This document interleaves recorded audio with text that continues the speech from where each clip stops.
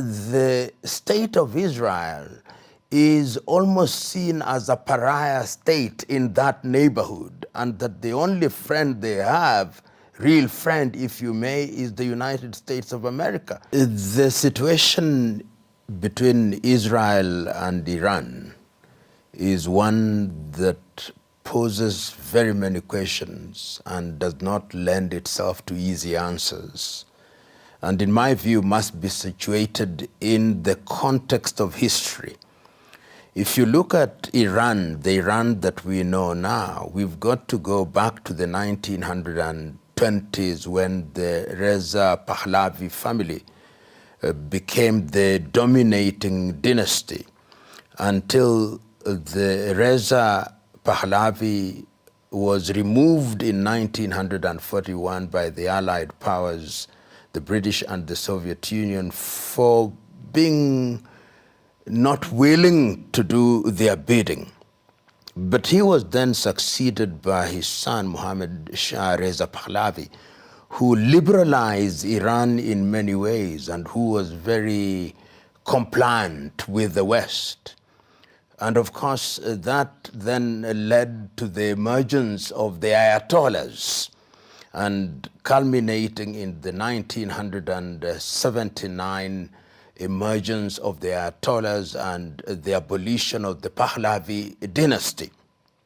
And something begins to happen at that time, because the Ayatollahs come in with a theocratic regime which clearly states that they do not recognize the state of Israel, and that in fact the state of Israel must be wiped off the surface of the earth. And they say that this Zionist regime must actually go. So that is the official stated position of the Iran regime, or the Tehran regime. And the fact that then they started enriching uranium, almost reaching weapon-grade enrichment, then raised alarm, particularly in the United States of America and in Israel. And the argument that is being put forth by the Netanyahu regime is that they have credible evidence, or that they had credible evidence, that the Iranians had crossed the red line in terms of enrichment, and that they cannot allow the regime to have a nuclear weapon. It is instructive that at the time when the attack on Iran took place, there was diplomatic effort, or there were diplomatic efforts which were being mediated in Saudi Arabia and within that particular environment, with a view to convincing the Iranians that they ought not to use the uranium for non-peaceful purposes. And to the casual observers, like all of us, we thought that they were going on very well.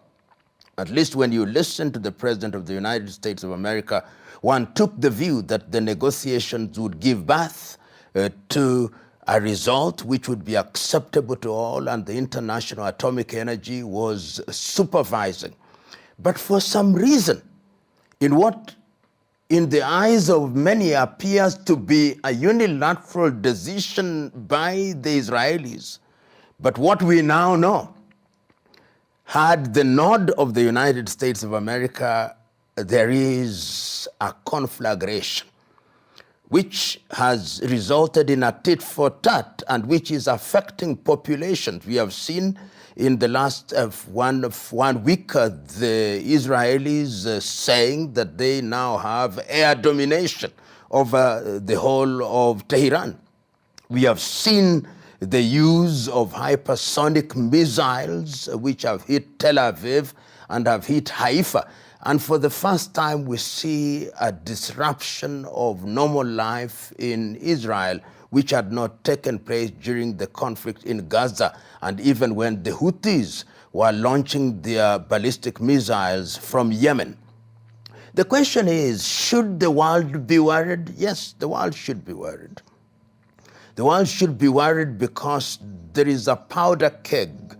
What one fears is that if indeed you are to hit some of the bunkers where the enriched uranium is stored, what would be the impact in terms of the pollution that would take place?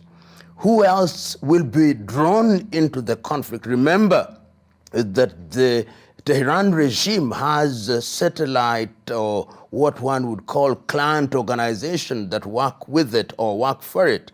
You talk about the Houthis, and that is in Yemen. You talk about the Hezbollah in Syria and in Lebanon. What will they do? And one can also not discount what is being heard in the grapevine, that the North Koreans have said, we are ready to help.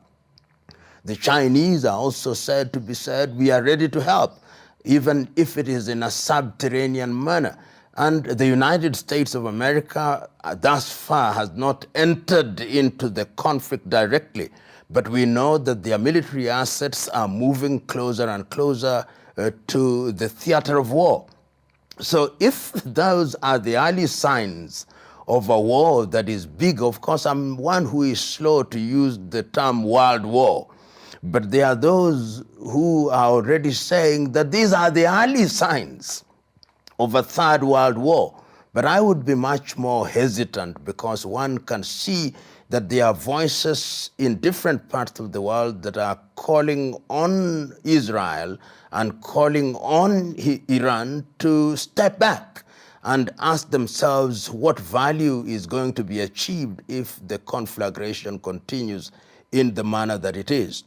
But as the saying goes, the jury is still out, there is a tit for tat, and there are internal contradictions, both in Israel and in Iran. In Iran, there are segments of the population who are anti the theocratic regime of the Ayatollahs, and they possibly think that this is an opportunity for regime change. Within Israel, there are those who are fatigued that there is little economic activity that is taking place in different parts of Israel. We know that Ben Gurion Airport in Tel Aviv is almost out of commission or is under constant danger. A number of airlines are no longer flying to Tel Aviv. So all these factors conjoined is sending an unequivocal message to the players that diplomacy should be given its pride of place. As to whether that will happen is another debate.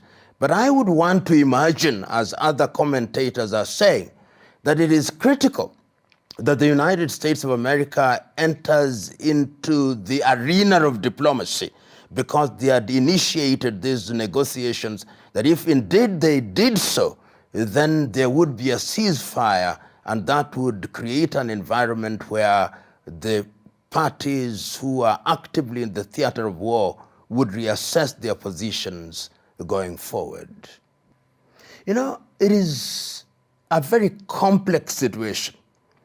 I have had an argument being put forth that the Iranians were going on with enrichment, all the negotiations notwithstanding, that the Iranians were not responding to the ultimatum that was given by the United States of America, and the President of the United States of America has actually said we gave them 60 days, and it's on the 61st day that we saw Israel do what they did. And further, it is also being said that they were engaged in proxy activities through the Houthis and even through Hezbollah. So what changed? I think a number of things changed, but as one must always do, is to look at the history of it. What is the history of it? That there are geopolitical reasons why the United States of America, which until a few years ago has been the hegemon, would want to ensure that it does not lose its foothold in that region, and that they would not allow a regime which they consider to be rogue in Tehran to have a military that has in its arsenal a nuclear device. So I think that when all these things were assessed, the Israelis must have received the green light. You go and test the waters. And it is also possible that the Israelis, when they entered into this arena, did not imagine that the response would be like it is. And right now, it is, as Shakespeare once said, that they have waded so deep into blood that to go forth is as tedious as to go back. And they find themselves between the devil and the deep blue sea in a catch-22 situation. The question is, what do you do? And that is why I think, therefore, that the voice, for example, of the United Nations, for whatever it is worth, because the United Nations now has become such a weak organization whose resolutions are honored in breach, and other players that are interested in this particular situation. So there are many moving parts in this particular situation. And those parts are such as to send danger signs to America and to Israel, and they could wait no more. But we cannot forget that there are other activities that are going on in the world. One cannot forget that there is activity between Russia and Ukraine. One cannot forget that there are activities within the Middle East, as it is called now. One cannot forget that there is a rising power in China, and that all these factors are also making the United States a little bit worried, and they do not want a client state, if one may, of a side that is not their own. And remember, at one time, Benjamin Netanyahu is on record as saying that Israel is the largest warship for the United States of America in the Middle East. It is a stationary warship from which you can launch many things and neutralize enemies, real or perceived. And I think that their own assessment must have told them that even internally, the Ayatollahs are very weak, and to weaken them now would lead to a regime change. I think there is appetite for diplomacy in the region. There is fatigue. The populations are tired. And we know that the Russian administration, led by Vladimir Putin, has a soft heart for the Iranian administration. We know that the Chinese have a soft heart for the Iranian administration. We also are aware that the North Koreans have a soft heart for the Iranian administration. If soft-heartedness is equal to being allies, then they are in that region. But we also know, on the other hand, that the state of Israel is almost seen as a pariah state in that neighborhood, and that the only friend they have, real friend, if you may, is the United States of America. Because even Europe has been sending very clear messages to Europe, particularly the Portuguese have spoken, the Spaniards have spoken, the French not as loudly as they should, the Germans have historical baggages, so they can't speak about and against Israel. And they are sending one message: don't fight wars on too many fronts. You are fighting in Gaza, you are fighting the Houthis, you are fighting Hezbollah in Lebanon, you are fighting everybody. You can't do this on too many fronts. Whether those messages, blatant and subtle, are being listened to is a totally different debate. But I think that there is the danger which is being seen by the international community. Already we have seen the impact of this particular conflict on the price of oil. And when you talk about the price of oil, everybody is affected. And we also know that that is a very busy area for shipping. so that in terms of the economic impact, the insurance companies all over Europe are beginning to suffer, and the international value chain and food chain, if you may, is being disrupted. So for all those reasons, you can see that there is appetite to ensure that there is a diplomatic solution. You can see the Saudis are making their voices heard, the Qataris are making their voices heard, and all reasonable commentators are sending one clear message: really, let's not continue with this. It can't be resolved otherwise. The situation in the Middle East, and particularly in the context of what is happening now, is dicey. And it is true that from a military perspective, at the end of this particular exercise, when and if there is a ceasefire, commentators will say, but Israel has won anyway. But it is Pyrrhic victory. The cost of that victory, in my view, will be too high. Too high in what sense? Too high because you live in a neighborhood where everybody wants to strangle you. You live in a neighborhood where you cannot do business with your immediate neighbors. And that is not the kind of neighborhood that one wants. It is already a tough neighborhood, even without the war.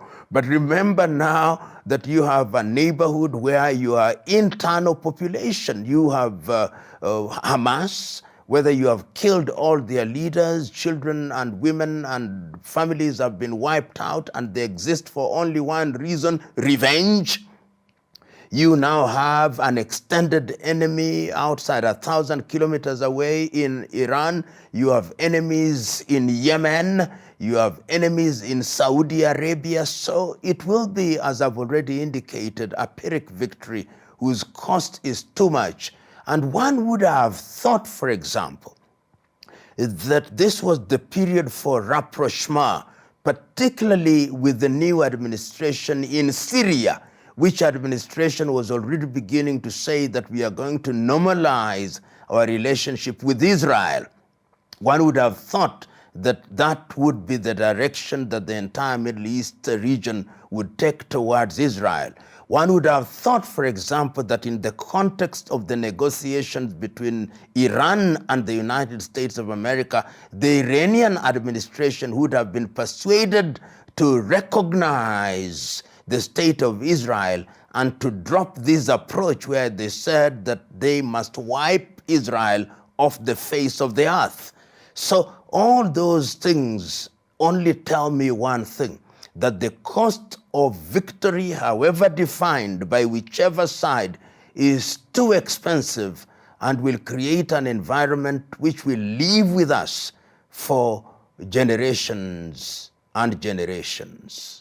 When you listen, and I'm a keen listener of both Western press and Western commentators, and on the other side, the Eastern, and there is one thing that must always be remembered, that the conceptual West always drives the narrative. The major news outlets that are listened to by most of the world, whether it is Bloomberg or CNN, or Radio France, or Radio Deutsche Welle, or Sky, or BBC, have only one narrative, and that narrative is that they are good and bad guys, and that we are the good guys.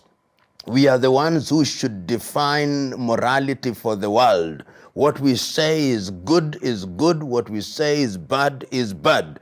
So when we say that the Russians are bad, then the world should simply say, yes, sir, yes, madam, they are bad, very bad.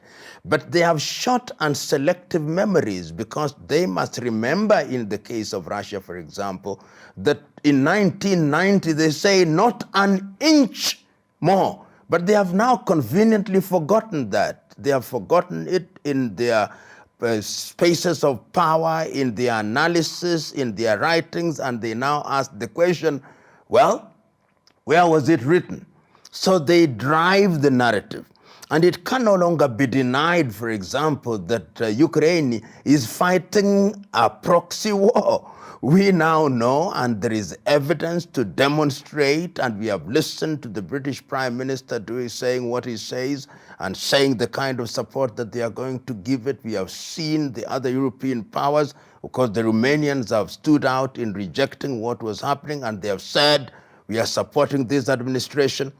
And I have no doubt in my mind that they share intelligence with the Ukrainians. So all those factors must be seen in the historical context that the world from a Western perspective was always bad guys and good guys, and they are the good guys. And of course, if you don't play ball, then you are the bad guys. Israel, on the other hand, must be seen in the context of the Balfour Agreements in 1900s.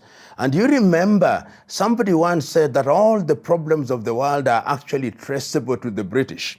When in 1948, the Israeli state as we know it was created, it would have been easier at that time to actually create two states, a Jewish state and a Palestinian state. But the decision was made that they were to create this Jewish state, and we know what happened with the Nakba.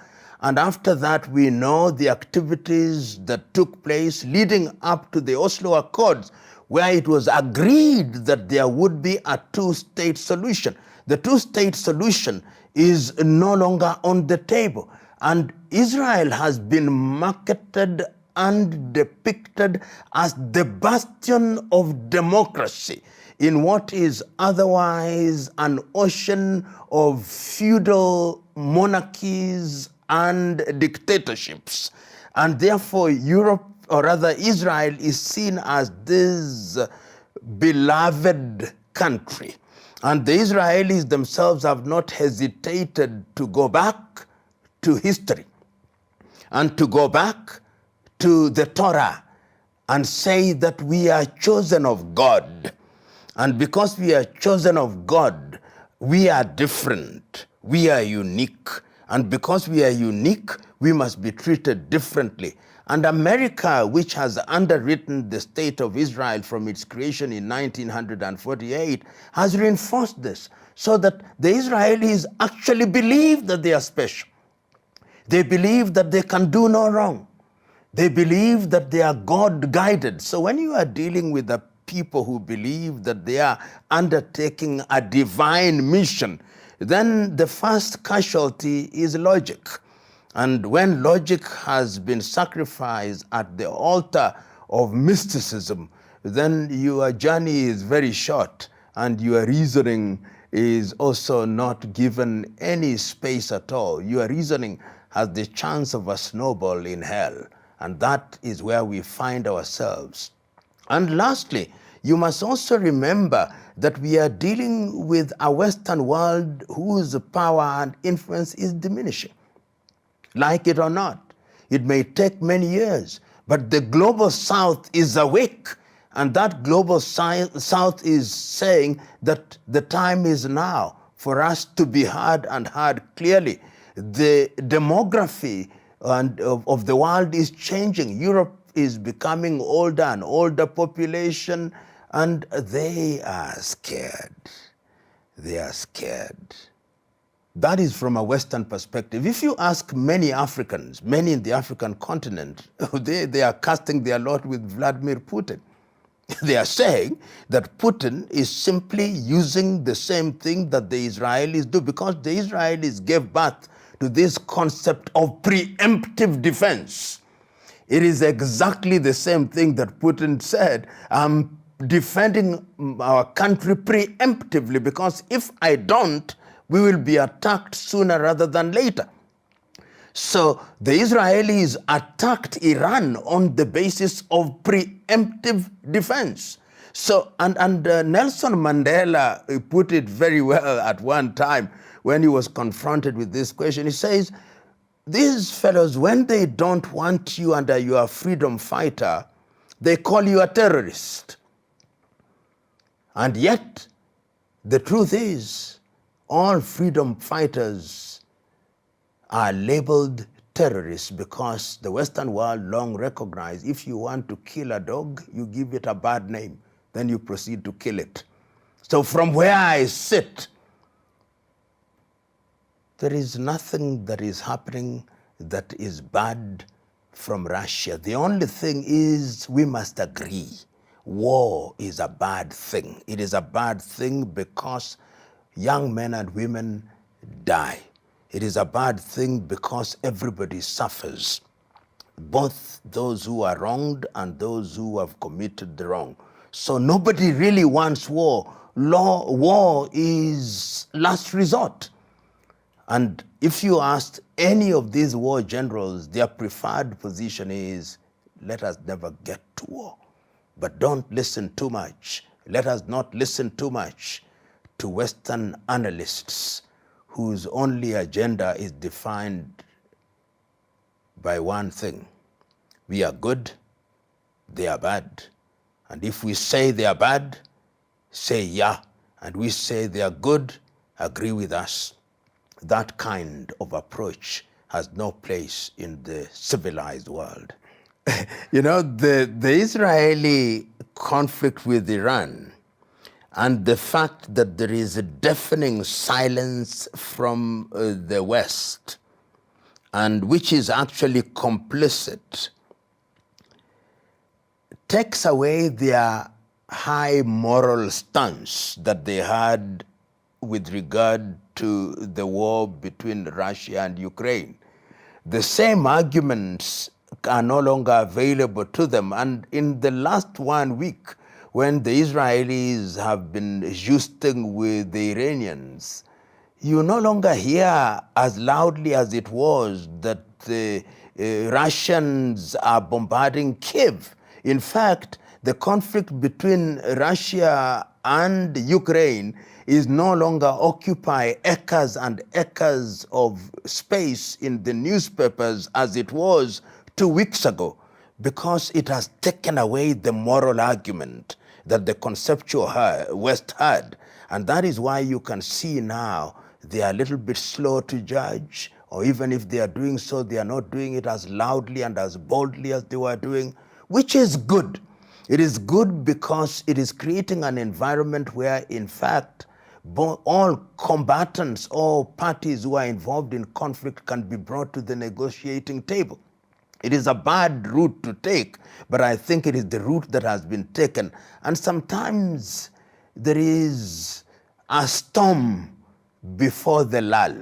I hope and pray that this storm between Iran and Israel is the storm that will create a lull which will lead to peace, even if it is merely a modus vivendi where people live and let live without permanent peace. It will be good for the world to reassess, and to reassess the institutions that were created after the World War II, to look at the UN Charter again, to look at the architecture of the United Nations again. I think for the first time since the World War II, all these institutions are being reassessed. The International Court of Justice, the International Criminal Court, all these are now under scrutiny, because it would appear to me that the 21st century and the conflicts that have arisen require different approaches going forward. We are fighting at a time where fights are not even, there are no men and women in boots on the ground. Drones have taken space.